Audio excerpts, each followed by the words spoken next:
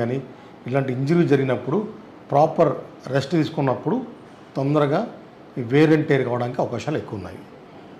ఇది ముఖ్యంగా నివారించడానికి అంటే పెద్ద వయసులో వచ్చే వాళ్ళకి డిజనరేటివ్ కాబట్టి అది మన సహజంగా అవి ఉంటవి. అది కూడా పెద్దవాళ్ళు కూడా అబోవ్ 70 years అనుకునే వాటికి కామన్గా వచ్చే ఉంటాయి.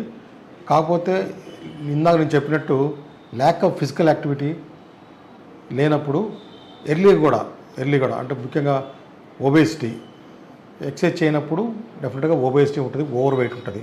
సో డెఫినెట్గా ఇవన్నీ కూడా మోకాళ్ళ మీద వెయిట్ పడి డెఫినెట్గా తొందరగా ఆర్థరైటిస్ రావడానికి అవకాశాలు ఎక్కువ ఉన్నాయి. ఇది ఒకటే కాకుండా కొంత షుగర్ అంటే డయాబెటీస్ కానీ, హైపర్ టెన్షన్ కానీ, కొన్ని ఇమ్యూనలాజికల్ డిజీజ్ చిందా చెప్పినట్టు రుమటాయిడ్ ఆర్థరైటిస్ కానీ ఇటువంటివి ఉన్నప్పుడు కూడా ఇవి కీళ్ళ నొప్పులు వచ్చే అవకాశాలు ఉంటాయి. మనం ముఖ్యంగా ఆహార విషయాలకు వచ్చేసరికి ఇవన్నీ కూడా జాయింట్స్ అండ్ బోన్ ఇవన్నీ కూడా కాల్షియంతో ముడిపడి ఉన్నవి. కాల్షియం మంచిగా ఉన్నట్టయితే, బోన్ డెన్సిటీ మంచిగా ఉన్నట్టయితే ఈ ఒత్తిడి మోకాళ్ళ మీద ఒత్తిడి, ముఖ్యంగా మోకాళ్ళ గురించి ఎందుకు మాట్లాడుతుందంటే మనకు వెయిట్ బేరింగ్ ఇవి జాయింట్స్ ముఖ్యంగా మోకాళ్ళు కాబట్టి మనం కాల్షియము ఈ బోన్ డెన్సిటీ మంచిగా ఉన్నట్టయితే ముఖ్యంగా ఈ పార్ట్లో తొందరగా మెత్తబడడం కానీ ఎర్లీ ఆర్థరైటిస్ రాకుండా నివారించుకోవచ్చు. అదేవిధంగా మనం తీసుకునే ఆహారాలు కూడా ముఖ్యంగా మనం చాలామంది పాలు తీసుకోరు, కానీ పాలల్లో కాల్షియం ఎక్కువ ఉంటుంది. అదేవిధంగా ఫ్రెష్ ఫ్రూట్స్లో ఉంటుంది. మనం రెగ్యులర్గా వాడే అంటే మిల్లెట్స్లో కానీ రాగులు కానీ సజ్జలు కానీ వీటిలో కూడా కాల్షియం ఎక్కువ ఉంటుంది. ఆకుకూరలో కూడా కాల్షియం ఎక్కువ ఉంటుంది.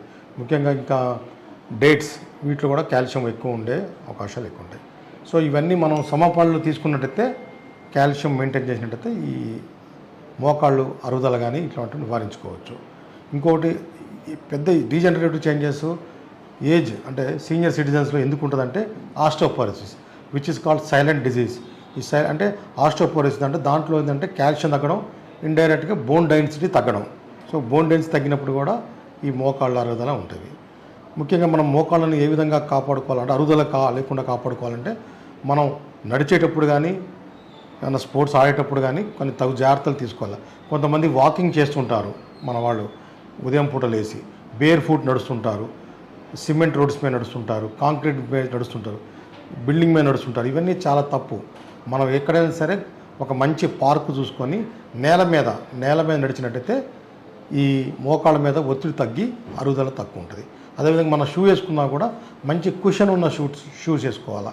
అంటే గట్టిగా కింద పాదం కింద గట్టిగా ఉన్న షూ వేసుకున్నట్టయితే మన వెయిట్ ఎక్కువ మోకాళ్ళ మీద పడుతుంది కాబట్టి రీబౌండ్ ఉండకుండా మోకాళ్ళ మీద కూడా స్ట్రెస్ తగ్గించడానికి అవకాశం ఉంటుంది. అందుకే చాలామంది ఎక్కువ దూరం నడుస్తుంటారు, తగు జాగ్రత్తలు తీసుకుండా మంచి షూ లేకుండా కాంక్రీట్ ఏరియా మీద నడిచినప్పుడు ఈ ఎక్కువ మోకాళ్ళు ఎక్కువ అరుగుదల జరుగుతుంది. కాబట్టి మనం ప్రికాషన్ తీసుకోవాలి. అదేవిధంగా మనం కూర్చునే స్టైల్ కూడా చాలామంది మడత పెట్టుకొని బాస్పెట్లు వేసుకొని కూర్చోవడం, అంటే అవసరం ఉన్నా లేకపోయినా కూడా అంటే ఎక్కువ వేర్ అండ్ టేర్ కావడానికి అవకాశం ఉంటుంది.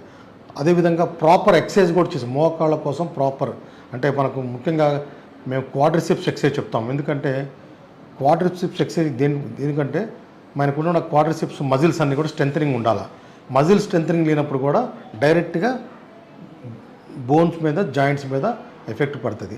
కాబట్టి క్వాడ్రిసెప్ ఎక్సర్సైజ్ కూడా ఫిజియోథెరపిస్టులు చెప్తుంటారు. అదేవిధంగా ఆర్థోపెడిషియన్స్ కూడా మన ఎర్లీ ఆర్థరైటిస్ కండిషన్స్లో కొంత ఫిజియోథెరపీగా ఈ ఎక్సర్సైజ్ చేసినట్టయితే మన మోకాళ్ళని తొందరగా అరదీసుకోకుండా ఉండొచ్చు. అదేవిధంగా ఒకవేళ ఎర్లీగా జరిగినట్టయితే మనం వెంటనే డాక్టర్ దగ్గరికి సంప్రదించేసి మనం వాళ్ళు చెప్పే కొంత మెడికల్ మేనేజ్మెంట్ ఉంటుంది, కొంత ఫిజికల్ మేనేజ్మెంట్ అంటే ఫిజియోథెరపీ మేనేజ్మెంట్ ఉంటుంది, కొన్ని స్టాటిక్ ఎక్సర్సైజ్ చేసి నేను చెప్పినట్టు క్వాడ్రిసెప్ ఎక్సర్సైజ్ కానీ చేసినట్లయితే కొంత మనం ఈ పొజిషన్స్ నీల్ డౌన్ పొజిషన్స్ కానీ స్క్వాటింగ్ పొజిషన్స్ కానీ ఈ స్టెప్స్ ఎక్కడం కానీ ఇవి తగ్గించుకున్నట్టయితే డెఫినెట్గా మనకు మోకాళ్ళని అరుగుదలను తగ్గించుకోవచ్చు. అదేవిధంగా ఈ ఇంజురీ జరిగినప్పుడు ఎప్పుడైనా మనకు స్పోర్ట్స్ ఇంజురీస్ బండి మించి పడ్డప్పుడు కానీ స్లిప్ అయి పడిపోయినప్పుడు కానీ డాక్టర్ చెప్పినట్టు డాక్టర్ సలహా తీసుకొని మనం ఎంత మెడికల్ మేనేజ్మెంట్ వాడినా కూడా, ట్రీట్మెంట్ తీసుకున్నా కూడా మినిమం ఒక 2 వీక్స్ 3 వీక్స్ రెస్ట్ తీసుకున్నట్టయితే లోపల ఏదైతే బోన్ జాయింట్లో ఉన్నటువంటి లిగమెంట్స్, లోపల లిగమెంట్స్ ఉంటాయి మనకు, యాంటీరియర్ క్రూషియేట్ లిగమెంట్ అని, పోస్టీరియర్ క్రూషియేట్ లిగమెంట్ అని, అదేవిధంగా మెనిస్కై అని ఉంటుంది. ఇవన్నీ కూడా వాటికి రెస్ట్ ఇచ్చినట్టయితే వాటిలో లోపల ఇన్ఫ్లమేటరీ చేంజెస్ తగ్గడం, అంటే ఎడిమా చేంజెస్ తగ్గడం, సో తర్వాత తగ్గిన తర్వాత మనం నడిచిన వెయిట్ వేసినట్టయితే తొందరగా అరగకుండా ఉండే అవకాశాలు ఉంటాయి. కొంతమంది ఏంటంటే వెంటనే ట్యాబ్లెట్స్ వేసుకోవడం, పని చేసే అంటే ఈ మన నిత్యం పని తొందరలో మనం రెస్ట్ తీసుకోకుండా ఈ జాయింట్స్ మీద, ముఖ్యంగా మోకాళ్ళ మీద వెయిట్ తొందరగా ఎర్లీగా వేసినట్టయితే ఆ ఇన్ఫ్లమేటరీ చేంజెస్ అంతే ఉండి ఆ మెనిస్కై కానీ, ఏసీఎల్ కానీ, పీసీఎల్ కానీ ఇవన్నీ దెబ్బతింటానికి అవకాశం ఉంటుంది. లేటర్ స్టేజ్లో, ఎర్లీ ఏజ్లో మనకు ఈ మోకాళ్ళ నొప్పులు రావడానికి అవకాశం ఉంటుంది. మరి ఇందులో మోకాళ్ళ నొప్పులు కూడా మనకు గ్రేడ్ 1, గ్రేడ్ 2, గ్రేడ్ 3, గ్రేడ్ 4 ఉంటాయి. గ్రేడ్ 1, గ్రేడ్ 2 అనేది ఫిజికల్ ఎక్సర్సైజ్ కానీ, ఫిజియోథెరపీ కానీ చేసుకొని కొన్ని మనం ఏవైతే ఇప్పుడు మోకాళ్ళు మడతడం పెట్టడం కానీ, మెట్లు ఎక్కడం కానీ ఇటువంటి చేయకుండా ఉన్నట్టయితే మనం తగ్గించుకోవచ్చు. అంటే మనం ఒక 5 to 10 years మనం పొగిడించుకోవచ్చు మోకాళ్ళ నొప్పులు ఉన్నా కూడా. అదేవిధంగా వెయిట్ లాస్ కూడా, వెయిట్ తగ్గడం కూడా ఉంటాయి. అదే 3వ డిగ్రీ కానీ, 3rd డిగ్రీ కానీ, 4th డిగ్రీ అయినప్పుడు అప్పుడు డాక్టర్ సలహా మేరకు మనకు కొన్ని మెడికల్ మేనేజ్మెంట్ ఉంటుంది, కొన్ని పెయిన్ రెడ్యూస్ చేయడానికి కొన్ని ఇంజెక్షన్స్ ఉంటాయి. అదేవిధంగా డాక్టర్ గారు ఇఫ్ ఇట్ ఈజ్ అంటే కొంతమందికి ఏంటంటే కాళ్ళు ఏజ్ పెరుగుతున్నప్పుడు ఏమైందంటే వేరస్ పొజిషన్లో పోతుంటాయి. వేరస్ పొజిషన్లో పోయినప్పుడు కొంతమందికి ఎక్కువ మీడియల్ సైడ్, ఇటువైపు మీడియల్ సైడ్ అరుగుదల ఎక్కువ ఉంటుంది. సో కొద్ది కరెక్షన్ కూడా మనం అక్కడ దాకా పోకుండా కూడా జస్ట్ ఫిబులో ఆస్టియోటమీ అంటే ఇక్కడ సర్జరీ చేసుకొని కూడా మనం ఈ వేరస్ డిఫార్మిటీ, హైటిబియల్ ఆస్టియోటమీ అంటాము, ఆ ఆస్టియోటమీ చేసుకున్నట్టయితే డెఫినెట్గా మనకు ఈ మీడియల్ సైడ్ ఏదైతే అరుగుదల ఉంటుందో ఆ అరుగుదలను తగ్గించుకున్నట్టయితే మనం పూర్తి మోకాల ఆపరేషన్ కూడా చేసుకోకుండా కూడా నివారించుకోవచ్చు. ఒకవేళ గ్రేడ్ 4లో ఉన్నట్టయితే కంపల్సరీగా మనం టోటల్ నీ ఆర్థ్రోప్లాస్టీ చేసుకోవడం తప్పదు. అది కూడా డాక్టర్ సలహా మేరకు. కొంతమంది చిన్న వయసులో అంటే మనం గమనించినట్టు ముఖ్యంగా రూరల్ ఏరియా, గ్రామీణ ప్రాంతాల్లో సెమీ సబర్బన్ ఏరియాలో కొంతమంది మనం చూస్తున్నాము ఇంజెక్షన్స్ ఇప్పించుకోవడము. ఆ ఇంజెక్షన్స్ అనేవి కామన్గా చిన్న వయసులో చాలామంది ఎర్లీగా పెయిన్ తగ్గడానికి స్టీరాయిడ్ ఇంజెక్షన్ ఇవ్వడం ఇటువంటిది జరుగుతుంది. ఆ స్టీరాయిడ్ ఇంజెక్షన్ చిన్న వయసులో ఇవ్వడం అనేది చాలా తప్పు.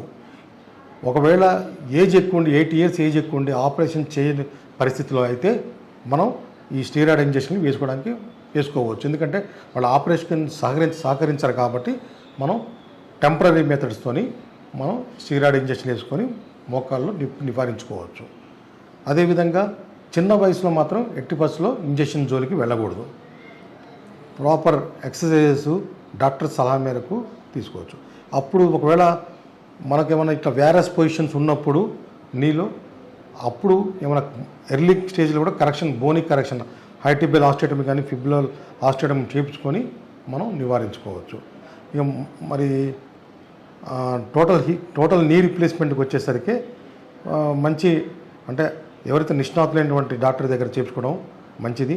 మంచి ఆపరేషన్ థియేటర్స్ మెయింటైన్ చేసే దగ్గర చేసుకున్నట్టయితే మంచిగా ఉంటుంది. అదేవిధంగా ఒక అపోహ కూడా ఉంది. కొంతమంది ఈ సైన్స్ పెరిగిన ఈ టైంలో కూడా చాలామంది మోకాళ్ళు ఆపరేషన్ చేసుకుంటే అవి సరిగా ఉండవని కొంతమంది, అవి సక్సెస్ కావని కొంతమంది అపోహలు ఉన్నవి ఇంకా ఇప్పటికి కూడా.